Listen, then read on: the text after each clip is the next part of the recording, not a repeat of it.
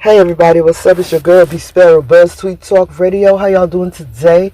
I'm doing just fine. I'm thankful to be amongst the living. And if you are within the sound of my voice, I'm thankful that you are amongst the living too. It's kind of gray outside and wet and rainy.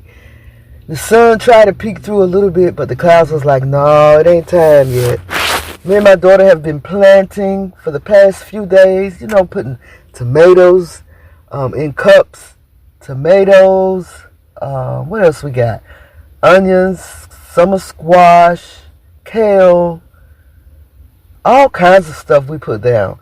And as soon as we put those things in the ground, the weather gets cold again. It's just hilarious to me. My Swiss chard is coming up though. It's sitting outside in this wet, cool, rainy weather though. I want to bring them and sit them under the porch, but something's telling me to just leave it alone. Leave it alone. Anyway, I'm from a small town in eastern North Carolina. It's about, I don't know the population, but my guess, I would say 2,500, if that. I have to look it up again. About 2,500. Very small town. I moved back to this town a few years ago, maybe a couple of years ago, and I don't regret it. People say, you moved back home. Ooh, what you moved back home for? Well, this is my hometown, and I got tired of the city, and I just wanted to be around my family and my friends. A lot of my friends started passing away, and I'm like, you know what, let me just go home.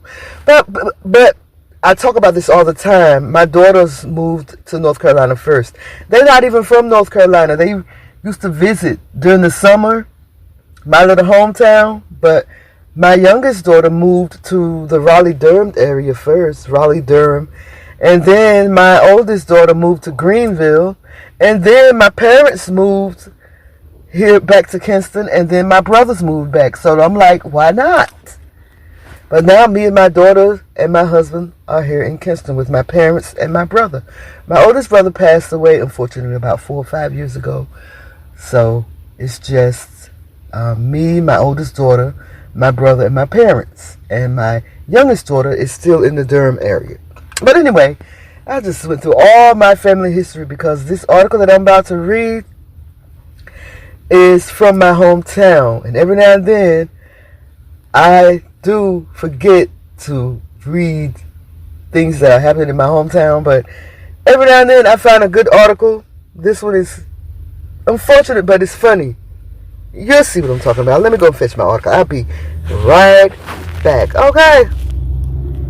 Well, all right. BeeSparrow, BeeSparrow, BeeSparrow, BeeSparrow, BeeSparrow, BeeSparrow, BeeSparrow, BeeSparrow. Yo, dog, it's BeeSparrow. Like, share, and subscribe. This belief is gonna bring it live. Information, world news, current events, the source. Accurate as a fingerprint. A cool sister, a force for the people. Attacking real enemies, strategy that's lethal. There will be no sequels, so get the tickets. A cool place for you to sit back and kick it. Or be fiction. Dialogue till we get to the bottom of it. We can agree to disagree, hate it or love it. Either way, she's sitting and talking like an arrow. Introducing, ladies and gentlemen, BeeSparrow. So, a Lenoir County man has been arrested and is facing multiple charges after authorities say he crashed his vehicle into the steps of a church following a series of hit and runs in Kinston. The Kinston Police Department's B Squad was flagged down on April 10th by a victim of a hit and run incident near the intersection of East Vernon Avenue and Highway 11, per officials. I know that place well. The victim said their vehicle had been struck by another, which fled the scene. A short time later, while officers were attempting to respond to a crash involving a vehicle versus structure in the 200 block of Northeast Street, a third crash involving a hit and run was reported on East Washington Street, according to authorities. Frank Smith, 39, of Lenoir County, was located along with the suspect vehicle in the area of the Northeast Street incident. Smith's vehicle had struck a light pole and came to a rest on the steps of Gateway to Heaven Church per officials. I'm going to say it again for the people in the back. Frank Smith was located along with the suspect vehicle in the area of the Northeast Street incident. Smith's vehicle had struck a light pole and came to a rest on the steps of Gateway to Heaven Church per officials. Authorities say that Smith was found to be intoxicated and uncooperative. During the investigation, Smith assaulted officers and caused property damage while in custody, per officials. Smith is being held at the Lenoir County Jail under a secured bond and facing the following charges. First of all, it's funny how he landed right on the steps of a church. The whole car just landed on the steps of a church.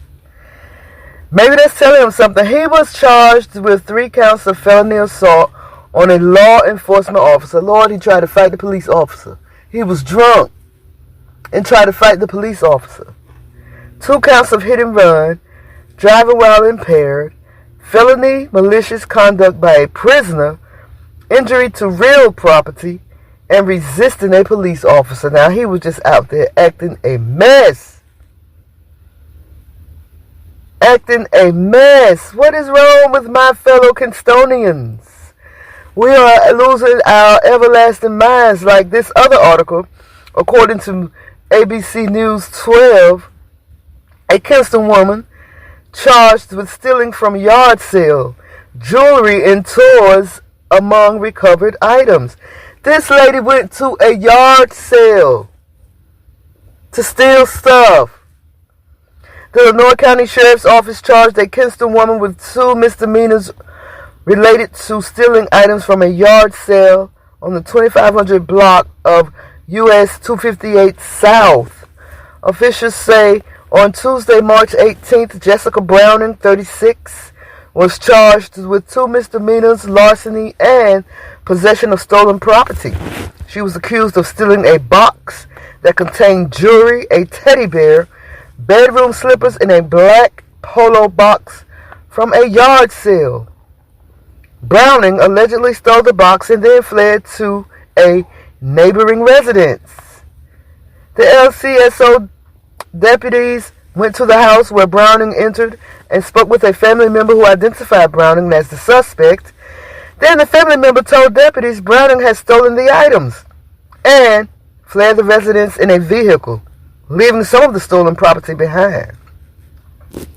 The witnesses provided the recovered items to the deputies, who returned the stolen items or the stolen property to the owners. Browning's probation officer was contacted and the suspect surrendered to the LCSO. She was given a $1,000 secured bond. So, y'all, this is some of the things that's happening in my hometown. Let me know what y'all think. Comment, like, subscribe. It's your girl, BeeSparrow, Buzzz Tweet Talk Radio. Y'all, holla at y'all girl. But if you want more Buzzz Tweet Talk Radio, hit one of those 2 videos that's popped up. Either one to do. Alright? Holla at y'all girl, okay? Well, alright. BeeSparrow, BeeSparrow, BeeSparrow, BeeSparrow, BeeSparrow, BeeSparrow, BeeSparrow. Yo, dog, it's BeeSparrow. Like, share, and subscribe. This belief is gonna bring it live. Information, world news, current events, the source. Accurate as a fingerprint. A cool sister, a force for the people. Attacking real enemies, strategy that's lethal. There will be no sequels, so get the tickets. A cool place for you to sit back and kick it. Or get evicted. Dialogue till we get to the bottom of it. We can agree to disagree, hate it or love it. Either way, she's sitting and talking like an arrow. Introducing ladies and gentlemen, BeeSparrow.